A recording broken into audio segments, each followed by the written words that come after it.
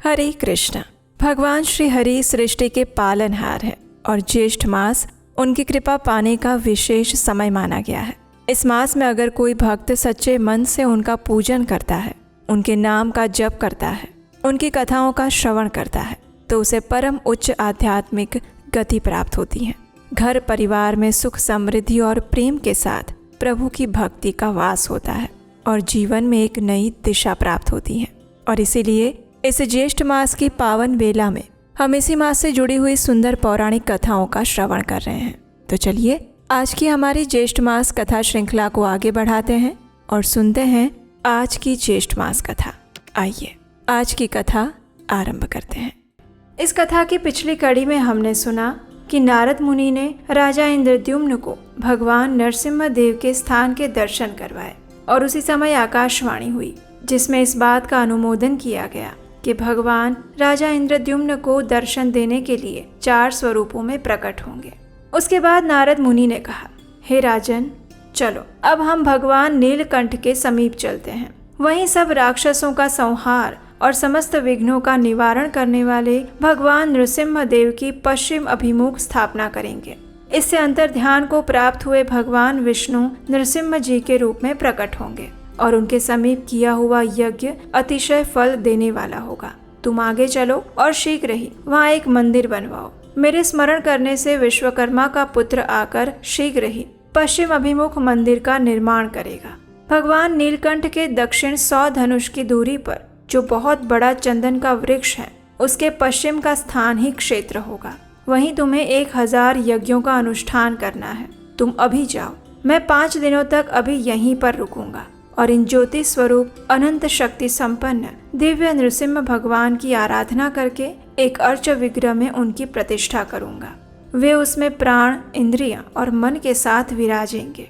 नारद मुनि की ये बात सुनकर राजा इंद्रद्युम्न चंदन वृक्ष के समीप चले गए। वहां उन्होंने विश्वकर्मा के पुत्र सुघटक को उपस्थित देखा। सुघटक राजा को देखकर हाथ जोड़कर बोले, हे देव, मैं शिल्प शास्त्र का ज्ञाता हूँ। इस समय आपके परम सुंदर नृसिम्हा भवन का निर्माण करूंगा।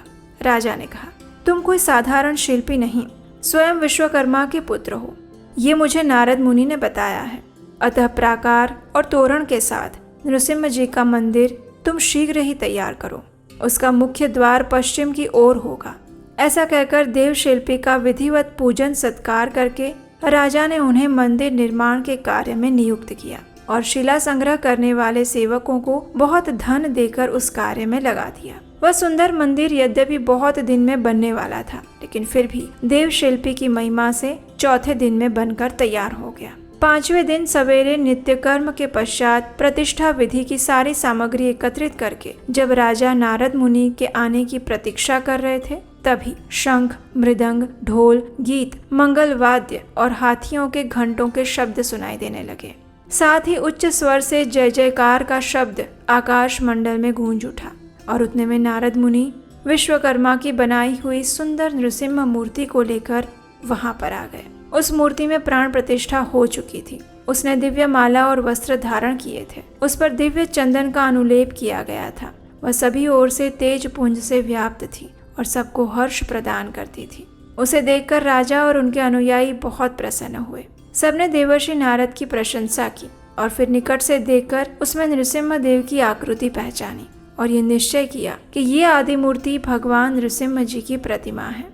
तब प्रसन्नचित्त हुए राजा इंद्रद्युम्न ने भगवान नृसिम्हा की परिक्रमा की और धरती पर मस्तक रखकर साष्टांग प्रणाम किया। तत्पश्चात राजा के अनुरोध से नारद मुनि ने भूदेवी और लक्ष्मी देवी के साथ देवादिदेव भगवान नृसिम्हा देव की प्रतिमा को रत्नमयी वेदी पर शुभ मुहूर्त में स्थापित करवाया। उसके बाद वैष्णव, ब्राह्मण, अन्य नरेशगण और बुद्धिमान नारद मुनि के साथ राजा इंद्रद्युम्न ने उपनिषदों और धर्मयुक्त स्तोत्रों द्वारा प्रसन्नता पूर्वक भगवान का स्तवन किया। ये स्तुति करते हुए राजा ने कहा, हे भगवान, आप एक, अनेक, स्थूल, सूक्ष्म, अत्यंत लघु शरीर धारण करते हैं। आप आकाश से परे होकर भी आकाश स्वरूप हैं। आपका रूप सदा एक रस रहता है। आप अद्वितीय स्वरूपा हैं। आपका आकार आकाश के समान सर्वव्यापी है। आप आकाश में स्थित रहते हैं, आकाश पर आरूढ़ हैं। व्योमकेश शिव और पद्म योनि ब्रह्मा आपके ही स्वरूप हैं। दिव्य नृसिम्हा रूप में प्रकट हुए परमात्मन, आपका तेज कई करोड़ सूर्यों के समान है। हे प्रभु, आप दुख रूपी समुद्र से मेरा उद्धार कीजिए। आप नित्य समीप हैं, दूर से दूर स्थित हैं, न दूर हैं न समीप हैं, न बोध्य और बोध आपके स्वरूप हैं। आप ज्ञेय के भी ज्ञेय हैं, ज्ञान गम्य होते हुए भी अगम्य हैं, माया से अतीत हैं। आप तक किसी भी प्रमाण की पहुंच नहीं है, तो भी लोग अनुमान से आपके विषय में विचार करते हैं। आप सबके आदि, सबके कर्ता, सबको अनुमति प्रदान करने वाले और सबके पालक तथा संहारक हैं। हे विश्व साक्षी, आपको नमस्कार है। आप ज्योति स्वरूप, ज्ञान रूप, प्रकाश पुंज, व्यूहाकार और सृष्टि के हेतु हैं। दुखों के विनाश करने के एकमात्र कारण होकर भी आप वस्तुतः कारण नहीं हैं। सबके संशयों को छिन्न भिन्न करने के लिए आप सबसे पहले प्रकट हुए। आप मुझे अपने चरणार बिंदु की श्रेष्ठ भक्ति प्रदान कीजिए। भक्तों के अभिष्ट मनोरथ की पूर्ति करने वाले आप भगवान नृसिम्हा की मैं शरण लेता हूँ। अपने चरणों का आश्रय लेने वाले लोगों की पाप राशि का विनाश करने वाले दया सागर हे नृसिम्हा देव, मैं आपको प्रणाम करता हूँ। आप मुझ अनाथ की रक्षा कीजिए। मैं अपने इस चर्म चक्षु से आपके दिव्य स्वरूप का दर्शन कर सकूं, ऐसी कृपा कीजिए। आपकी कृपा से मेरे सहस्त्र अश्वमेघ यज्ञ निर्विघ्न पूर्ण हो जाए, मेरी करोड़ों पाप राशियां नष्ट हो जाए। हे भगवान, जो मनुष्य आपकी शरण लेते हैं वे मोक्ष के भागी होते हैं। इस प्रकार दिव्य नृसिम्हा की स्तुति करके राजा इंद्रद्युम्न के मन में बड़ी प्रसन्नता हुई। उन्होंने बार बार धरती पर लेटकर भगवान को दंडवत प्रणाम किया। जो भी मनुष्य इस स्तोत्र से दिव्य नृसिम्हा देव की स्तुति करते हैं उन्हें भगवान नृसिम्हा देव मोक्ष प्रदान करते हैं।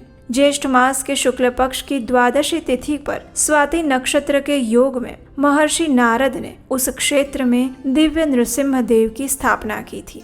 जो लोग वहां उनका दर्शन करते हैं वे सहस्त्र अश्वमेघ यज्ञ से अधिक फल प्राप्त करते हैं। जो पंचामृत, दूध, नारियल के रस अथवा सुगंधित जल से भगवान नृसिम्हा को नहलाते हैं, खीर आदि उपचार समर्पित करके पूजा करते हैं, जवा कुसुम की माला, चंदन, धूप, दीप और तांबूल चढ़ाकर स्तुति पाठ, जय जयकार, परिक्रमा, प्रणाम और दान देते हैं, उनसे भगवान नृसिम्हा देव संतुष्ट होते हैं और वे ब्रह्मलोक को प्राप्त करते हैं। वैशाख मास की चतुर्दशी को शनिवार के दिन स्वाति नक्षत्र में प्रदोष के समय भगवान नृसिम्हा आदि का अवतार हुआ है। उस तिथि को विधि पूर्वक नृसिम्हा जी की पूजा करके मनुष्य अपने करोड़ों जन्मों की संचित पाप राशि को तत्काल भस्म कर देता है। जो भी मनुष्य भगवान नृसिम्हा देव का दर्शन, स्पर्श, नमस्कार, भक्ति पूर्वक दंडवत और स्तुति करता है वो सभी पापों से मुक्त हो जाता है। तो ये थी आज की ज्येष्ठ मास की विशेष कथा। अगर ये कथा अच्छी लगी है तो इसे लाइक कीजिए, शेयर कीजिए और चैनल सब्सक्राइब कीजिए। और इसी कथा की अगली कड़ी हम सुनेंगे कल प्रातःकाल। हरे कृष्ण।